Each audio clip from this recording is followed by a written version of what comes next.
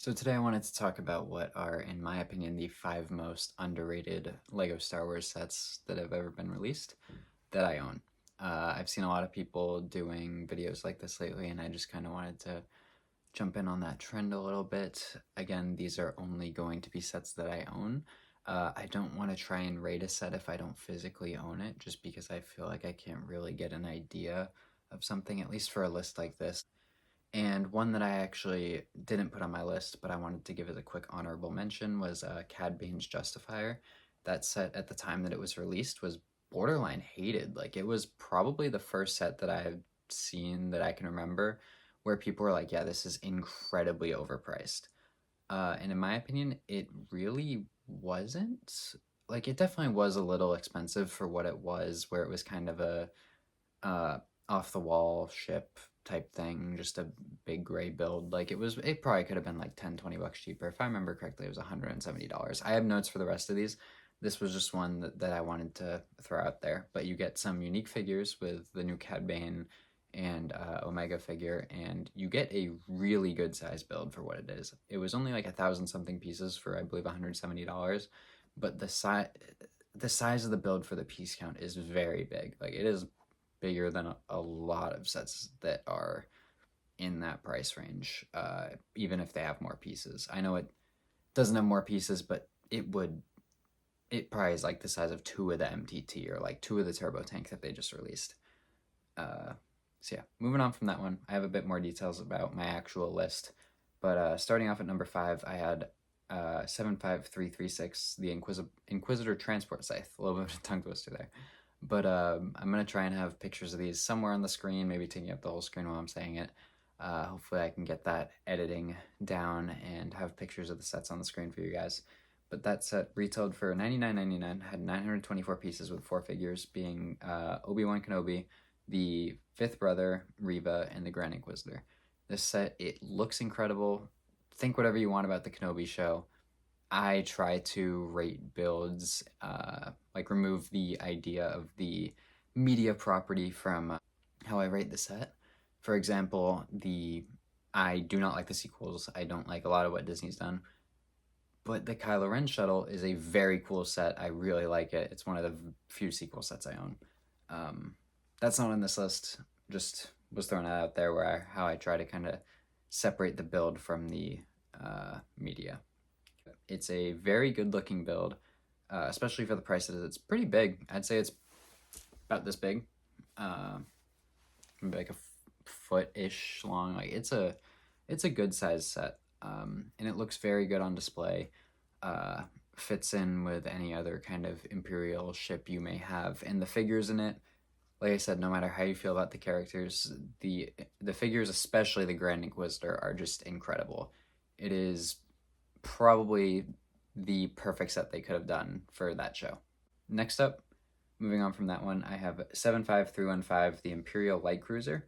That was $159.99 with 1,336 pieces and 6 figures. Comes with Mando, Moff Gideon, Fennec Shand, Grogu, a Dark Trooper, and Cara Dune. Now, this set, I have seen a little bit more talks about it lately, but I still feel like it's not talked about as much as I think it should be. Um, it looks absolutely incredible on display.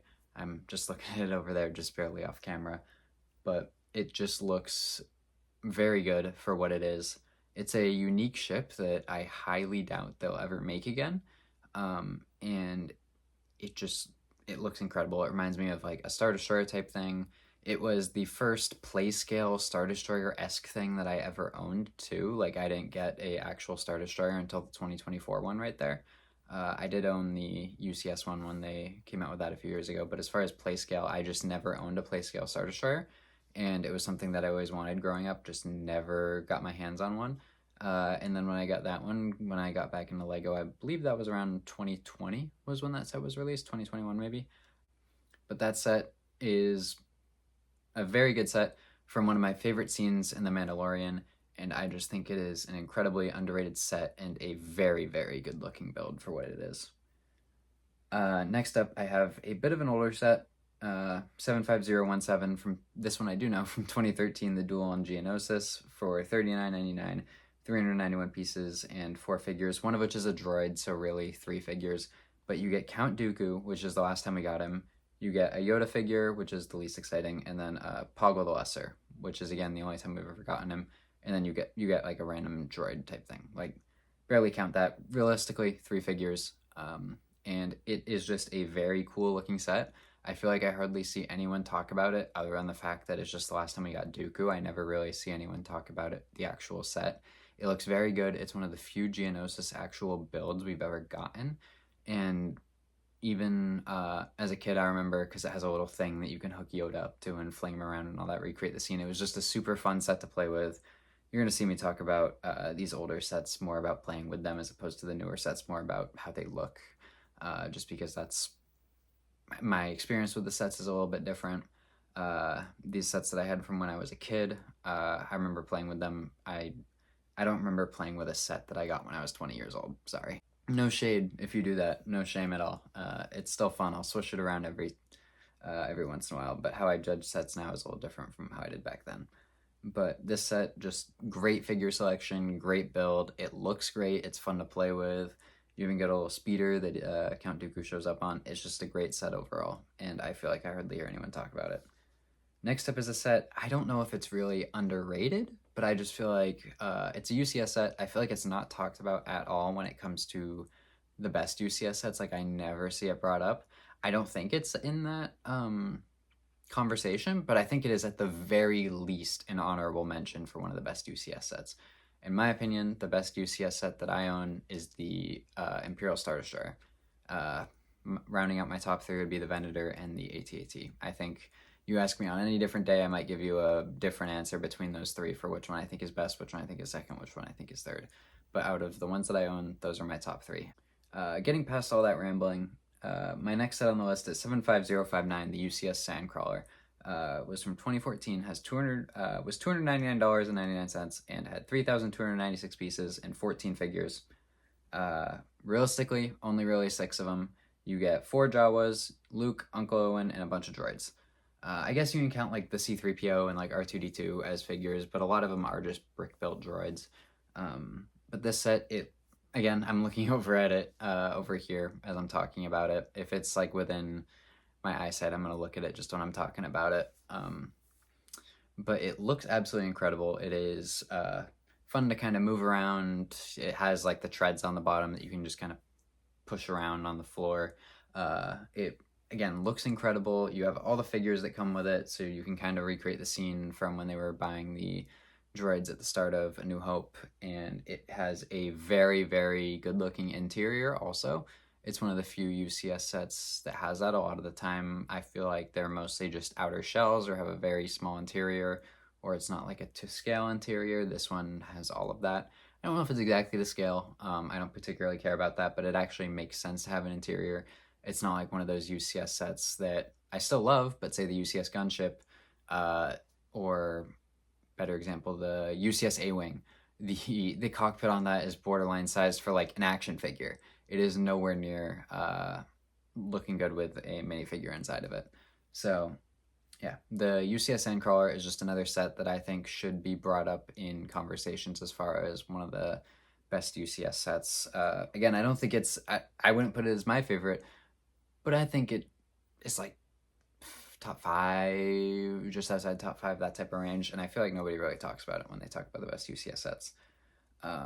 My last spot at number 1 is not a UCS set. It is set 75251, Darth Vader's Castle. This is a set that I hardly hear anyone talk about it, and it is honestly one of my favorite playscale sets that I own, just because I do really like landscapes. You might see that 2 of these are landscape sets, and I think it just looks absolutely incredible. It is one of my favorite looking builds that I own, and I didn't get to this part yet. It is $129.99 with 1,060 pieces and technically 6 figures, but basically 5. One of them's a mouse droid. You get regular Vader, you get Vader with the Bacta tank, you get a Imperial pilot, and you get 2 Royal Guards. Now this set, not only do you get kind of like the dollhouse kind of look on it that, again, is kind of a fun thing to kind of play around with, display your figures in it, but it just looks, putting it on a shelf, looking at the outside of it, it looks absolutely incredible.